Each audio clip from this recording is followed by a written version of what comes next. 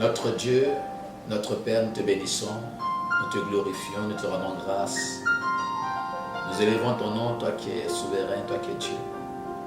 Merci pour ce moment solennel que tu nous donnes de communier avec nos frères et sœurs, de plonger nos regards dans ta parole qui est esprit et vie. Merci de disposer nos cœurs, Père, dans le nom de Jésus-Christ. Amen.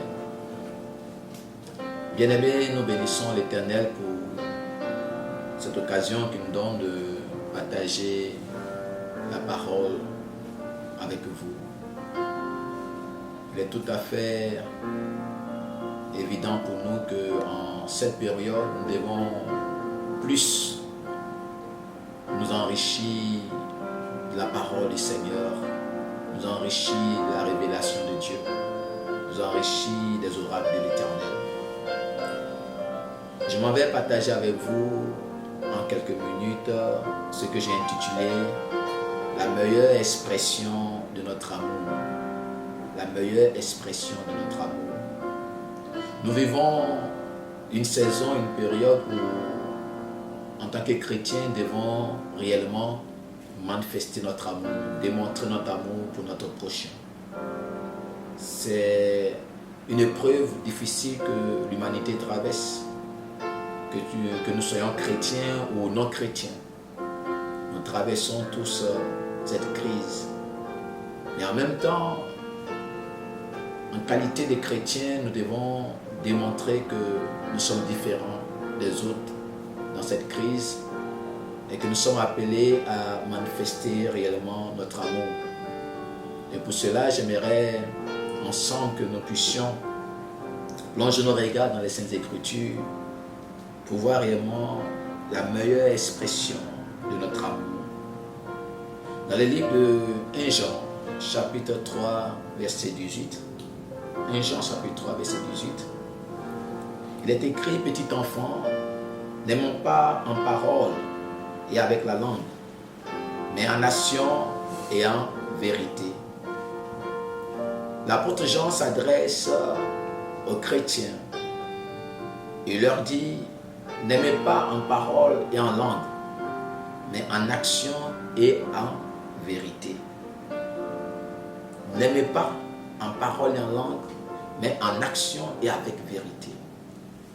Nous comprenons, je dirais, cette exhortation venant de l'apôtre Jean, qui nous recommande à aimer au sens propre du terme notre prochain, à aimer non seulement en parole, mais aussi à aimer en vérité et avec des actions concrètes.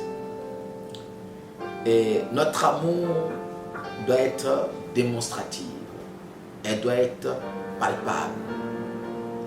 Nous ne devons pas seulement déclarer que nous aimons, mais une action concrète ou des actions concrètes doivent accompagner notre amour. Et la première expression véritable de notre amour, c'est le donner ou le sacrifice. Jean 3,16 nous démontre bien cela. La Bible déclare que Dieu a tant aimé qu'il a donné. Donc l'expression de l'amour de Dieu a été révélée. C'est parce que Dieu nous a tant aimés qu'il a fait, qu'il a donné. C'est parce que Dieu a tant aimé que le sacrifice a été possible. Donc nous ne pouvons pas aimer sans manifester, sans réellement agir. Nous ne pouvons pas dire que nous aimons sans réellement impliquer un sacrifice. Ce qui veut dire que l'amour implique le donner. L'amour implique le sacrifice. Il est vrai qu'on peut aimer, mais sans donner. Cela va ressembler un peu à de la pitié. Mais lorsque nous aimons véritablement, nous devons donner, devons sacrifier. Et en cette période de crise, bien-aimés, si nous aimons notre prochain, nous devons donner. C'est ce que la Bible nous recommande dans le livre de Jean 3, verset 16. Sinon, nous serons en train d'agir comme l'apôtre Paul reprochait aux chrétiens de Corinthe dans le livre de 1 Corinthiens 13, verset 3, où il parlait d'un amour qui en réalité n'est pas accompagné d'actes, d'action. 1 Corinthiens chapitre 13, le verset 3, il dit: et quand j'ai distribué tout, mes biens pour la nourriture des pauvres, quand j'ai livré mon corps pour être brûlé, si je n'ai pas l'amour, cela ne sert à rien. Cela ne sert à rien, c'est de la pitié. Donc nous devons comprendre que la première expression de notre amour, c'est de pouvoir donner. Quand j'aime, je donne. Quand j'aime mon prochain et qu'il est en difficulté, je dois donner. Je dois compatir, je dois soutenir. Quand j'aime Dieu, je dois aussi donner. Alléluia. On ne peut pas cependant dire que nous aimons sincèrement et nous ne donnons pas. Bien-aimés, lorsque nous aimons sincèrement, nous devons donner. L'histoire du bon samaritain nous révèle combien de fois cet homme a aimé et a pris soin de cet homme qui était tombé au milieu des brigands. Luc chapitre 10, verset 29 à 37. L'autre expression de notre amour, c'est de pouvoir soutenir, de pouvoir partager. Si nous aimons, nous devons donner, nous devons sacrifier. Si nous aimons, nous devons aussi soutenir et partager. La Bible déclare dans le livre de 1 Jean, chapitre 3, verset 17, si quelqu'un possède les biens du monde et que voyant son frère dans le besoin, lui ferme ses entrailles, comment l'amour de Dieu demeure-t-il en lui? Si quelqu'un possède des biens, bien-aimé, Dieu fait grâce, ou Dieu nous fait grâce, nous possédons, nous sommes bénis, nous sommes prospères. Dieu nous fait grâce d'avoir le matériel, d'avoir une position dans la société. Dieu nous fait grâce d'avoir des biens. Dieu nous fait grâce d'être élevés dans la société. Dieu nous fait grâce d'avoir le minimum. Le minimum que certains n'ont pas. Le minimum que certains cherchent et ne trouvent pas. Dieu nous fait grâce d'avoir ces choses. Et dit, si nous possédons ces choses, et nous voyons notre frère qui est dans le besoin, et nous nous fermons nos entrailles, comment l'amour de Dieu demeure-t-il en nous? L'amour doit nous rendre sensibles aux besoins des autres. L'amour doit nous pousser à partager avec les autres. L'amour doit nous pousser à nous impliquer dans la souffrance des autres. L'amour nous pousse à partager nos biens, à partager notre confort, à partager notre argent, à partager notre énergie, notre temps, au profit de quelqu'un d'autre qui est dans le besoin. Et je dis que cette saison ou cette situation mondiale que nous vivons est l'occasion pour nous en tant qu'enfants de Dieu de soutenir, de partager, de démontrer que nous aimons. De démontrer que nous aimons. Alléluia. C'est l'occasion pour nous de soutenir et de partager si Dieu nous a bénis, si Dieu nous a rendus prospères. Cependant, nous devons revenir à l'amour réel. L'expression d'un amour qui donne. L'expression d'un amour qui partage, qui soutient. Si nous aimons, nous devons partager et soutenir. La troisième expression de notre amour, bien-aimé, c'est de demeurer ensemble. La Bible déclare dans le livre de Luc, chapitre 19, verset 5, lorsque Jésus fut arrivé en cet endroit, il leva les yeux et dit, Zachée, à toi de descendre, car il faut que je demeure aujourd'hui dans ta maison. Il faut que je demeure aujourd'hui dans ta maison. Jésus a toujours montré que la communion fraternelle doit être une priorité dans notre vie. Ainsi, il a passé du temps dans la maison de Zachée parce qu'il aimait Zachée. Il aimait Zachée. Il a partagé son temps en demeurant dans la maison de Zachée. Et il n'était pas le seul à demeurer dans la maison de Marthe et de Marie et le frère Lazare et bien d'autres personnes.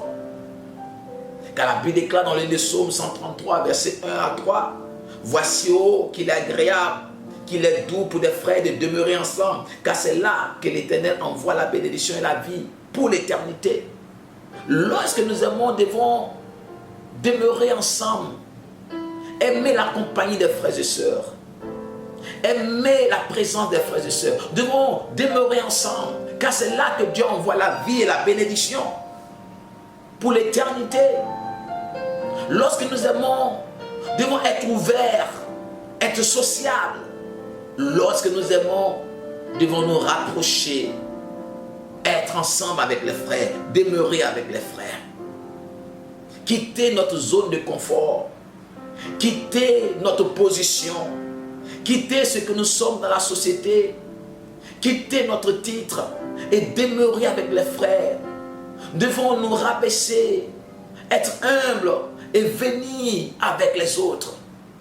Lorsque nous aimons, nous devons apprendre à demeurer avec le plus petit.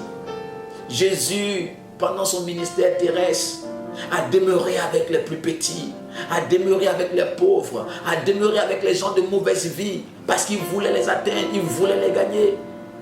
Lorsque nous aimons, nous ne devons pas créer des barrières autour de nous. Lorsque nous aimons, nous ne devons pas éloigner les autres loin de nous. Lorsque nous aimons, nous devons être ensemble avec les autres. Nous devons être au milieu des autres. Jésus est un exemple palpable de quelqu'un qui aimait. Il dit à Zachée, je vais demeurer aujourd'hui chez toi. Je vais manger avec toi, je vais souper avec toi. Bien-aimés, lorsque nous aimons, nous devons apprendre à demeurer ensemble. Lorsque nous aimons, nous devons aussi être présents. Être présents. Il a dit dans le 2 Matthieu 28, verset 20, il dit, voici, je suis avec vous tous les jours jusqu'à la fin des temps. Le temps est le bien le plus précieux pour chaque personne. Nous apprenons à gérer notre temps. Nous apprenons à calculer notre temps. La gestion de notre temps est importante. C'est une partie de notre existence, de notre vie, le temps. Mais lorsque nous aimons, nous devons partager notre temps. Car la plus grande expression de notre amour, c'est celle du don de notre temps. Être présent, être avec les autres, être aux côtés des autres. Nous devons apprendre à être présent, à soutenir, à garder, à appuyer, à compatir. C'est en cela que nous sommes appelés. Christ nous a donné sa vie. Il nous a laissé sa présence permanente en nous et avec nous par son Esprit Saint. Et nous aussi devons apprendre à être présents pour réconforter, pour soutenir, pour apporter des paroles d'encouragement, pour relever ceux qui sont autour de nous. Bien-aimés, l'expression de notre amour, nous allons parler de cette meilleure manière, d'exprimer notre amour envers notre prochain. Nous devons apprendre à donner, à sacrifier. Nous devons apprendre à soutenir, à partager. Nous devons apprendre à demeurer ensemble avec les autres. Nous devons donner notre temps aux autres. Nous devons être présents. Bien-aimés, en cette période de crise sanitaire mondiale, nous sommes appelés à démontrer notre amour au quotidien, à manifester notre amour au quotidien.